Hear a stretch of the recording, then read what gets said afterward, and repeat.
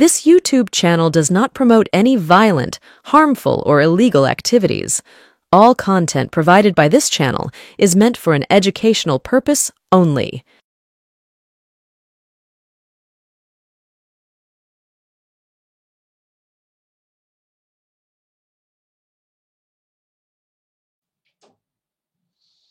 নমস্কার, আদাব। আমি আপনাদের প্রবীর বিশ্বাস। দেখতে শুরু করেছেন প্রতিদিনের অভ্যেস মতো বিশ্বজোড়া বাঙালির আওয়াজ এনকে ডিজিটালের সান্ধ্য অনুষ্ঠান এক্স ফ্যাক্টর। আজকের এক্স ফ্যাক্টর সুপ্রিম কোর্টকে নিয়ে। আপনারা সকলেই নিশ্চয়ই, যারা রাজনীতি সচেতন মানুষ, যারা আরজি করের খোঁজ খবর নিতে চান, তারা নিশ্চয়ই সুপ্রিম কোর্টের পুরো বক্তব্য দেখেছেন। প্রায় 2.5 ঘন্টা, 3 ঘন্টার যে সেশন, সেটা আপনারা নিশ্চয়ই দেখেছেন। অনেক কিছু হলো। কৌস্তব বাগচি ভৎসিত হলেন, আবার একই সাথে সিবিআই কে নানা প্রশ্ন করলো। বিচারটা রয়ে গেল ব্রাত্য। নির্যাতিতা যে বিচার পাওয়ার কথা ছিল, সেটার এখনো কোনো ফয়সলা হলো না। যে একজন মাত্র অপরাধী ধরা পড়েছে, তার বিচার হলো না। কিন্তু খানিকটা এগিয়ে গেল বিচার প্রক্রিয়া, এটা নিঃসন্দেহে বলা যায়। দেখুন, সুপ্রিম কোর্ট যে কথা বলেছে, আমরা তার সাথে সম্পূর্ণ সহমত। সুপ্রিম কোর্ট ডাক্তারদেরকে কড়া নির্দেশ দিয়েছে, আগামীকাল বিকেল 5টার মধ্যে কাজে জয়েন করতে হবে, নয়তো রাজ্য সরকার কোনো রকম শাস্তিমূলক ব্যবস্থা নিলে সেক্ষেত্রে সুপ্রিম কোর্ট হস্তক্ষেপ করবে না। এটা সরাসরি ডাক্তার বিপ্লবীরা, যারা নিজেদের কাজকর্ম ছেড়ে বিপ্লবে ব্যস্ত, যাদের জন্য এখনো পর্যন্ত 23-24 জন রোগী মারা গিয়েছেন, যাদের জন্য বিক্রমের মতন একজন তরতাজা যুবক বিনা চিকিৎসা আর্জি করে মারা গিয়েছেন, সেটা কিন্তু সুপ্রিম কোর্ট সুনজরে দেখছে না। এর আগেও সুপ্রিম কোর্ট বলেছিল, অনুরোধ করেছিল ডাক্তারদের কাজে ফিরতে, স্বয়ং মুখ্যমন্ত্রী বলেছিলেন। কিন্তু ডাক্তারদের দাবি ছিল দুটো। এক হচ্ছে নির্যাতিতার বিচার, যেটা সারা ভারতবর্ষ, সারা পৃথিবীর মানুষ চাইছে। বাম, ডান, তৃণমূল, বিজেপি সব নির্বিশেষে সবাই চাইছিল নির্যাতিতার বিচার। আর ডাক্তারদের দ্বিতীয় দাবি ছিল তাদের নিরাপত্তা। এই নিয়েও মুখ খুলেছে সুপ্রিম কোর্ট। আজকের এক্স ফ্যাক্টর আলোচনা করব আমরা এইসব নিয়ে।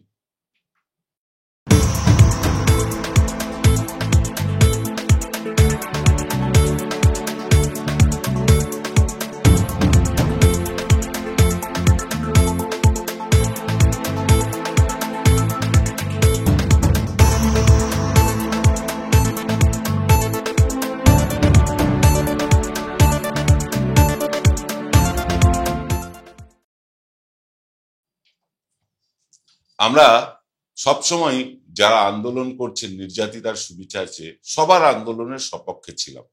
নির্যাতিতার সুবিচার আমরা আন্তরিকভাবে আজও চাই, আগেও চেয়েছি, ভবিষ্যতেও চাইব। শুধু আরজি করের নির্যাতিতা না, যেখানেই ধর্ষিতা হয়ে তরুণী, যুবতী বা মহিলারা খুন হয়ে যান, এর দ্রুততার সাথে বিচার হওয়া উচিত। তৃণমূল কংগ্রেস সরকার পশ্চিমবাংলায় তারা আইন এনেছে, বিল এনেছে, আইন এখনো রূপান্তরিত হয়নি, রাষ্ট্রপতির কাছে গিয়েছে সে বিল।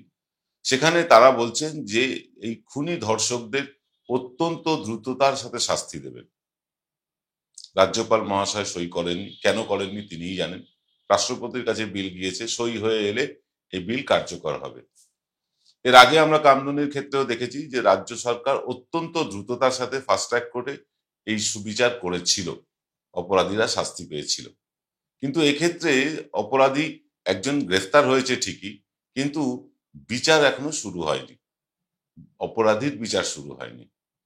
এর মধ্যেই সুপ্রিম কোর্টে আজ ছিল শুনানির দ্বিতীয় দিন। এই শুনানির দ্বিতীয় দিনে সুপ্রিম কোর্ট কিন্তু বেশ কয়েকটা কড়া কথা বললেন ডাক্তারদেরকে। সিবিআই এর কাছে নানা প্রশ্ন জানতে চাইলেন। যারা ভেবেছিলেন এই সুপ্রিম কোর্টে গিয়ে রাজ্য সরকারের মুখ পুড়বে এবং রাজ্য সরকার চপেটাঘাত খাবে, তাদেরও কিন্তু আজকে হতাশ হতে হয়েছে সুপ্রিম কোর্টের বক্তব্যে। আমরা আজকে দেখব যে কৌস্তব বাগচি, বিজেপি নেতা, কংগ্রেসের ছিলেন, আগে এখন বিজেপিতে গিয়েছেন, তিনি গ্যালারি শো করতে গিয়ে কিভাবে সুপ্রিম কোর্টের ধমক খেলেন, সেই ভিডিও ক্লিপিংটা একটু আমরা দেখে নেব। Because the individual who was found to throw stones. Yes. These sort of submissions come from. What? 1 second. Are you trying to address the gallery outside the court? That's what he's doing. 1 second. Can we just? I've been noticing your demeanor for the last 2 hours. Can you first lower your pitch Please lower. 1 second. Listen to the Chief Justice. Don't raise your voice. Lower your pitch. My lord, Second, you are addressing 3 judges in front of you, not the large audience which is watching this proceedings in the video conference. Supreme court পরিষ্কার বুঝিয়ে দিয়েছে যে এটা কৌস্তব বাগচি রাজনৈতিক মঞ্চ না, এখান থেকে গ্যালারি শো করা যাবে না। অর্থাৎ মানে যারা লাইভ স্ট্রিমিং দেখেছেন বা যারা পরে দেখবেন তাদের উদ্দেশ্য করে কিছু করা সুপ্রিম কোর্ট কিন্তু ভালোভাবে নেয়নি। কৌস্তব বাগচি রীতিমতো ভর্ৎসিত হয়েছে এবং এই ভৎসনা থেকে তিনি যদি শিক্ষা লাভ করেন তাহলে তারই মঙ্গল। কারণ হচ্ছে এটাই যে আইনজীবীরা অনেকেই সুপ্রিম কোর্ট বা হাইকোর্ট বা নিচুতলার কোর্টে গিয়ে তারা এরকম গ্যালারি শো করে থাকেন এবং মানে ক্লায়েন্ট কুল বাড়ানোর জন্য এই ধরনের আচরণ সুপ্রিম কোর্ট কিন্তু ভালো নজরে দেখছে না। যাকে সুপ্রিম কোর্ট আরো বেশ কয়েকটি কথা বলেছে যে ডাক্তারদের যে দাবি নির্যাতিতার বিচার, সুপ্রিম কোর্ট বলেছে যে সুপ্রিম কোর্ট নির্যাতিতার বিচার অত্যন্ত দ্রুততার সাথে করতে চায় এবং স্বচ্ছতার সাথে করতে চায় এবং সে কারণেই মানে সিবিআই এর দেওয়া যে নথি তারা বন্ধ খামে নিয়েছে এবং সে ব্যাপারে তারা মুখও খুলতে চায়নি। সেটা আলাদা ব্যাপার, বিচারের বিষয়টা আলাদা। কিন্তু যে বিষয়টা লক্ষণীয়, ডাক্তারদেরকে আগামীকাল বিকেল 5টার মধ্যে কাজে ফিরতেই হবে, নয়তো যদি কোনো শাস্তিমূলক ব্যবস্থা রাজ্য সরকার নেয় সুপ্রিম কোর্ট কিন্তু সে ব্যাপারে নাক গলাবে না, পরিষ্কার বলে দিয়েছে। অর্থাৎ ডাক্তাররা এই যে আন্দোলনের নামে চিকিৎসা বন্ধ করে রেখেছে এটা কিন্তু সুপ্রিম কোর্ট ভালোভাবে নিচ্ছে না। এবং তৃণমূল কংগ্রেস তাদের সাংবাদিক সম্মেলনে, যেটা আমরা কিছুক্ষণ পরে দেখাবো আপনাদেরকে, তারা কিন্তু বলেছেন যে 24 জন রোগী মারা গিয়েছেন এই ডাক্তারদের গাফিলতির কারণে। মাসাধিক কাল ধরে চলছে ডাক্তারদের এই আন্দোলন। আন্দোলনটা নিঃসন্দেহে জরুরি আন্দোলন, এর মধ্যে কোনো ভুল নেই। ডাক্তারদের নিরাপত্তা প্রয়োজন, প্রয়োজন এইভাবে যাতে আর কেউ নির্যাতিতা হয়ে খুন না হন, এটা প্রয়োজন। কিন্তু এই প্রয়োজনীয় ব্যাপারটা করতে গিয়ে, এর মানে আন্দোলন করতে গিয়ে আসল প্রয়োজনীয় ব্যাপারটা ডাক্তারদের পরিষেবা, সেটা কেন বন্ধ হবে? এই নিয়ে প্রশ্ন আমরা বারবার তুলেছি, আপনারাও আমাদের কাছে জানতে চেয়েছেন। মানুষ তিতিবিরক্ত হয়ে যাচ্ছে, মানুষ বলছে আন্দোলন চলুক, আন্দোলনের মতো কোনো অসুবিধে নেই, কিন্তু পরিষেবা বন্ধ করে কেন? ডাক্তারদের পক্ষ থেকে এক মহিলা আইনজীবী বলার চেষ্টা করেছিলেন যে মাত্র 2% জুনিয়র ডাক্তার আছেন, তাতেই বা কি? 2% হোক বা 0.5% হোক, তারা কাজ করবেন না কেন? সুপ্রিম কোর্ট একথা কর্ণপাত করেইনি। অর্থাৎ এই যে জুনিয়র ডাক্তাররা নিজেদের কাজকর্ম ফেলে রেখে তারা যেভাবে আন্দোলন করছেন, এটা মানুষের বিপক্ষে যাচ্ছে, মানুষ পরিষেবা পাচ্ছে না। সুপ্রিম কোর্টে বলার চেষ্টা হয়েছিল যে সিনিয়র ডাক্তাররা তো ট্রিটমেন্ট করছেন, সিনিয়র ডাক্তাররা ট্রিটমেন্ট করছেন বলেই জুনিয়র ডাক্তাররা কর্মবিরতি করবেন, এটাও তো ঠিক নয়। প্রত্যেকের দায়িত্ব আছে। বিশেষ করে আদালত যেটা বলেছে যে আইন ব্যবস্থা এবং চিকিৎসা ব্যবস্থা বন্ধ রাখা যায় না, এটা কিন্তু অত্যন্ত গুরুত্বপূর্ণ কথা, সারা দেশের কথা। যদিও ডাক্তারদের নিরাপত্তা কিন্তু সুপ্রিম কোর্টও করতে চাইছে, দিতে চাইছে, রাজ্য সরকারও মেনে নিয়েছে। সুপ্রিম কোর্ট এর আগে বলেছিল যে আরজি করে সিআইএসএফ নিয়োগ করতে হবে বা কেন্দ্রীয় বাহিনী নিয়োগ করতে হবে ডাক্তারদের নিরাপত্তার জন্য, তাই করা হয়েছে।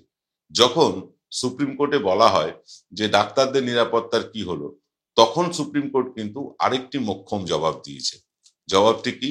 জবাবটি হলো যে যখন সিআইএসএফ নিরাপত্তা দিতে পারছে না, তাহলে তো কেন্দ্রীয় সরকারকেও এই মামলায় পার্টি করতে হয়। অর্থাৎ কেন্দ্রীয় সরকারের সংস্থাই গাফিলতি করছে মানে নিরাপত্তা দিতে। সর্বোচ্চ নিরাপত্তা দেওয়া হয়েছে ডাক্তারদেরকে, নির্যাতিতার বিচার প্রক্রিয়া চালু হয়েছে, তদন্ত চলছে, তারপরেও ডাক্তাররা শুধুমাত্র আন্দোলন করার জন্যই আন্দোলন করে যাচ্ছেন। আমরা আসবো এই নিয়ে, তার আগে নিতে হবে ছোট্ট একটা বিরতি। জয়গুরু রত্নভান্ডার জ্যোতিষ সীমা, এখানে গোল্ড মেডেলিস্ট জ্যোতিষী বসেন। হাই কোয়ালিটির আসল গ্রহরত্ন সবচেয়ে কম দামে এখানে পাওয়া যায়। স্থান বেলঘড়িয়া রানীপার্ক বটতলা 2 নম্বর রেলগেটের নিকটে। 9681345722 এবং 9007778922। Welcome to the world of civil business. A Bengali business personality and the most successful business group, Roy Construction Group of companies now coming Sarib, West Bengal. Mr. Anup Roy, the managing director of the Roy Construction Group company, ready to serve his native land, the mother Bengal.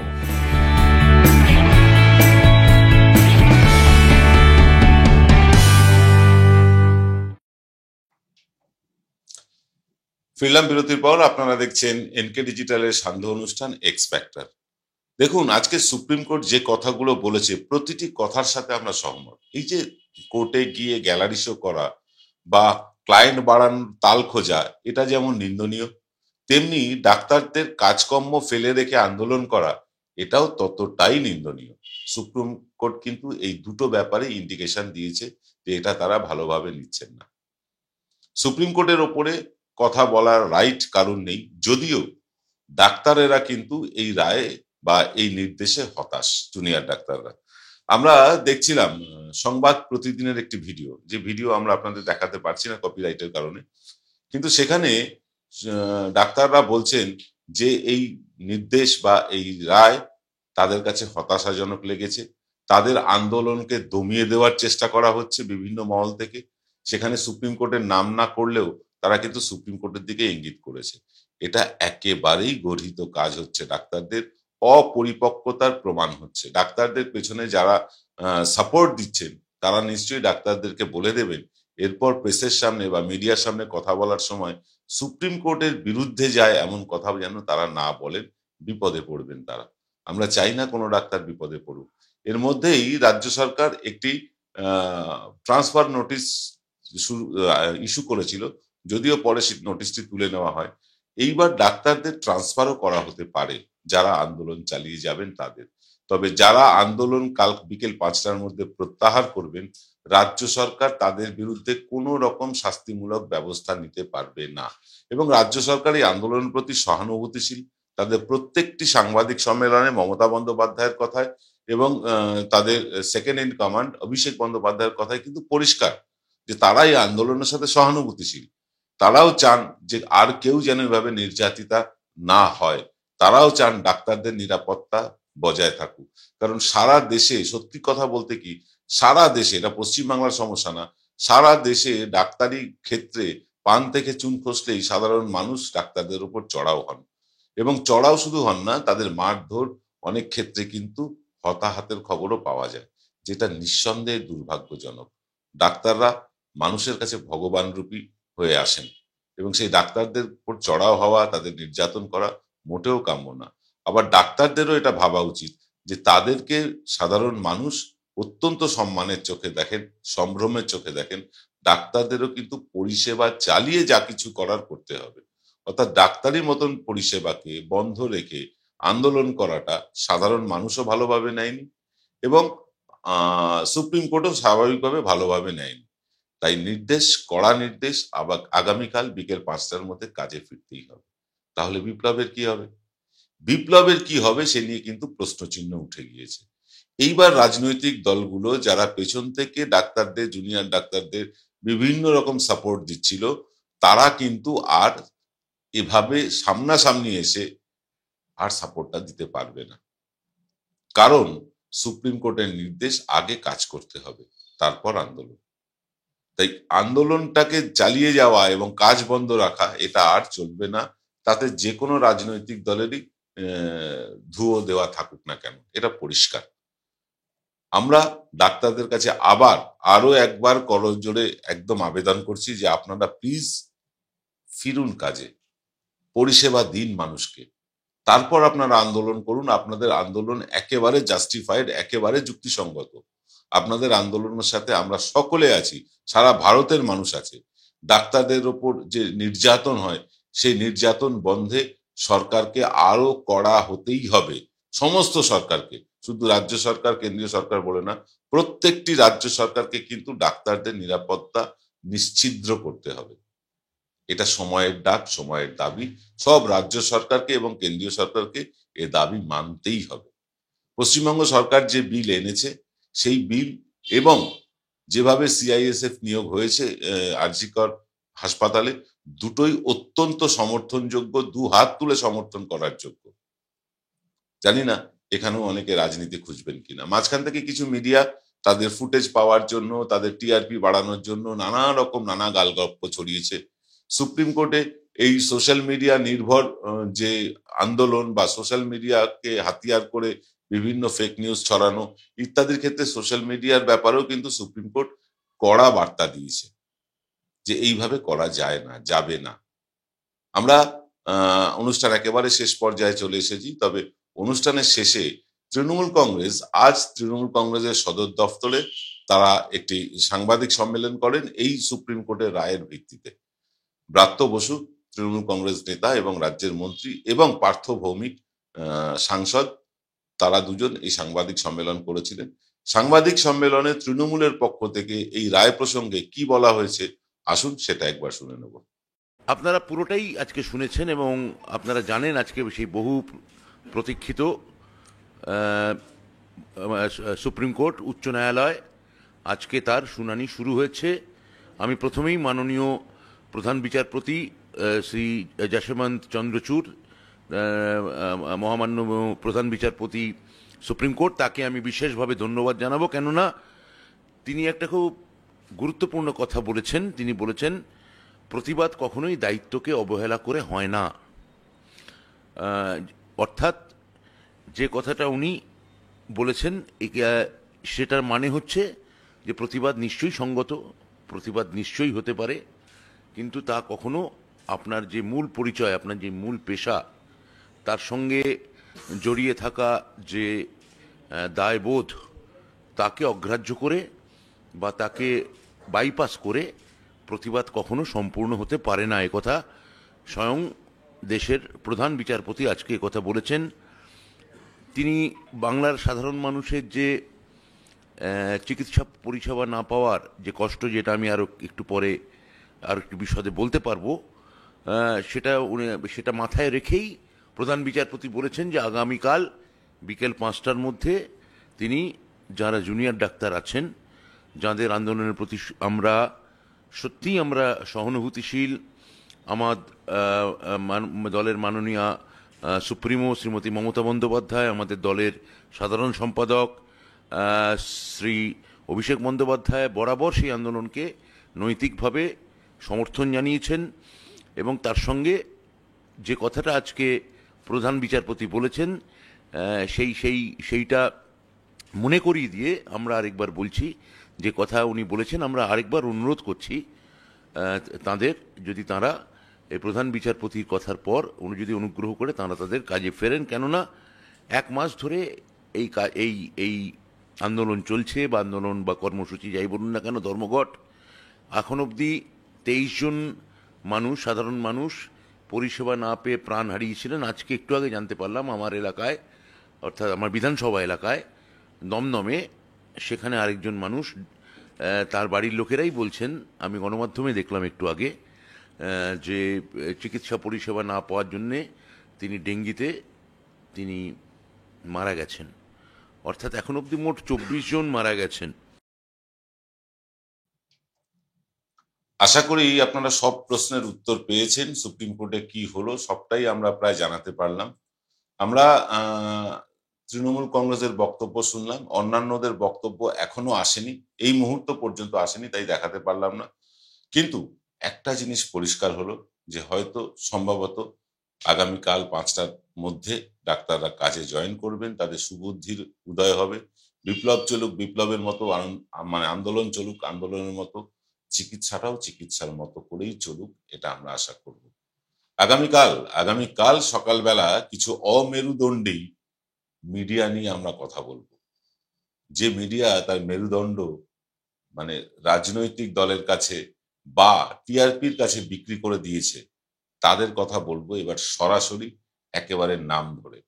আগামীকাল সকালের episode সম্প্রচারিত হবে সকাল 10টা থেকে 10:30টার মধ্যে। না, 8টার সময় আসবে না, 10টা থেকে 10:30টার মধ্যে আপনারা দেখতে পাবেন কালকের বিশেষ এপিসোডটি। আজ এই পর্যন্ত, সকলে ভালো থাকবেন, শুভরাত্রি।